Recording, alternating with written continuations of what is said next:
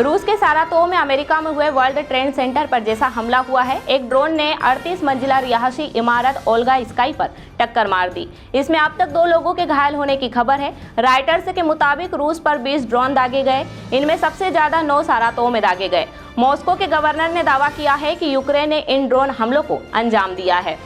Tesla chief Elon Musk ने Meta CEO mark Zuckerberg पर Instagram पर बाल शोषण को बढ़ावा देने का आरोप लगाया है और उनकी गिरफ्तारी की मांग की है। उन्होंने सोशल मीडिया पर कहा कि अगर सरकार टेलीग्राम सीईओ पावेल डुरोव की गिरफ्तारी को सही मानती है तो फिर जुकरबर्ग आजाद कैसे हैं। दरअसल टेलीग्राम के संस्थापक और सीईओ पावेल डुरोव को पेरिस के बाहर बारगेट हवाई अड्डे पर गिरफ्तार कर लिया गया। उन पर आरोप है कि वह अपने मैसेजिंग ऐप टेलीग्राम पर आपराधिक गतिविधियों पर रोक लगाने में नाकाम रहे हैं। बांग्लादेश में एक बार फिर हिंसा हुई। 25 अगस्त को देर रात होमगार्ड और स्टूडेंट के बीच झड़प हो गई। द डेली स्टार के मुताबिक झड़प में 50 लोग घायल हुए हैं। दरअसल अंसार ग्रुप पिछले 2 दिनों से प्रदर्शन कर रहा था। अंसार ग्रुप एक पैरामिलिट्री फोर्स है। अंसार ग्रुप की मांग है कि उनकी नौकरियों को स्थायी किया जाए।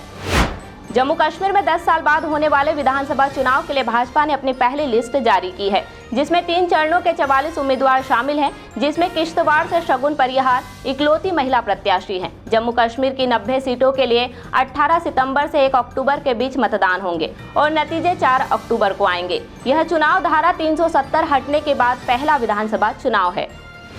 गृह मंत्रालय ने केंद्र शासित प्रदेश लद्दाख में 5 नए जिले बनाने का ऐलान किया है। इन जिलों का नाम जांस्कर, द्रास, शाम, नुब्रा और चांगथांग है। केंद्रीय गृह मंत्री अमित शाह ने एक्स पर एक पोस्ट शेयर कर इसकी जानकारी दी है। लद्दाख के लोगों को जमीनी स्तर पर इसका लाभ मिलेगा। मोदी सरकार लद्दाख के लोगों के लिए अवसर पैदा करने के लिए प्रतिबद्ध है। गुजरात के मोरबी में तेज बारिश के कारण धावना गांव में एक रपटे पर पानी आ गया, जिससे ट्रैक्टर ट्रॉली नदी में गिर गई और उसमें सवार 17 लोग बह गए। एनडीआरएफ ने 10 लोगों को बचा लिया है, जबकि 7 लोगों की तलाश जारी है। इसी बीच मध्य प्रदेश के 21 जिलों में भारी बारिश से नदियां तालाब उफान पर हैं, जिससे रतलाम में 15 ट्रेनें प्रभावित हुई। रायसेन और राजगढ़ में नदी पार करते समय 5 लोग बह गए। राजस्थान के करौली में गंभीर नदी में 3 युवक बह गए।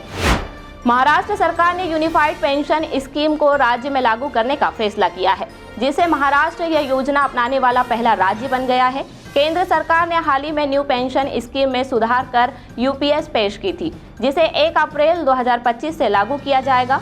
महाराष्ट्र की शिंदे सरकार ने इसे 25 अगस्त को मंजूरी दी, जिससे राज्य के सभी सरकारी कर्मचारियों को इस साल से यूपीएस का लाभ मिलेगा। ठाणे के बदलापुर में 2 बच्चियों के साथ यौन शोषण मामले में गिरफ्तार आरोपी अक्षय शिंदे को कल्याण कोर्ट ने 14 दिन की न्यायिक हिरासत में भेज दिया है। पुलिस ने आरोपी को 17 अगस्त को गिरफ्तार किया था। उसे 21 अगस्त तक कस्टडी में रखा था। इधर महाराष्ट्र के शिक्षा मंत्री दीपक केसरकर ने स्कूल के सीसीटीवी फुटेज से छेड़छाड़ की आशंका जताई है। कोलकाता रेप मर्डर केस के मुख्य आरोपी संजय रॉय ने पॉलीग्राफ टेस्ट में अपना जुर्म कबूल कर लिया है। संजय ने कहा कि उसने रेप के बाद ट्रेनी डॉक्टर का मर्डर किया था। घटना को अंजाम देने से पहले वो रेड एरिया गया था। रास्ते में भी एक लड़की को छेड़ा और गर्लफ्रेंड से न्यूड तस्वीरें मांगी थी।